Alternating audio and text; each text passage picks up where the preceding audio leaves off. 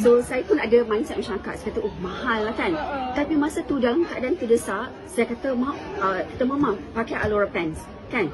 Lepas tu mama saya kata, dik tapi mahal ma, kalau you sakit macam ni, duit ada banyak pun tak guna, saya kata. Terus mak saya kata, okey lah dik, betul lah, kita belilah Alora Pants. So mak saya pakai Alora Pants tu, mak saya pakai 24 jam sampai 4 hari. Pada hari kelima sakit tu hilang.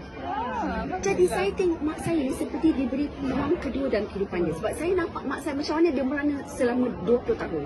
Saya kata balik, Kak Ji Rosli tu, saya punya kawan, saya kata, Kak Ji, mak saya Alhamdulillah sihat Kak Ji.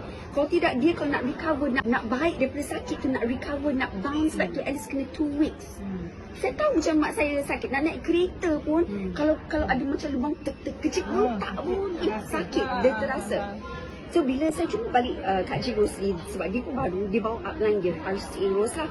So dia cerita dengan saya, dia kata seluar tu sebenarnya dia memang bukan najib, dia ada teknologi. Price yang kita kata mahal tu sebenarnya sebab kita beli teknologi, kita bukan beli seluar biasa.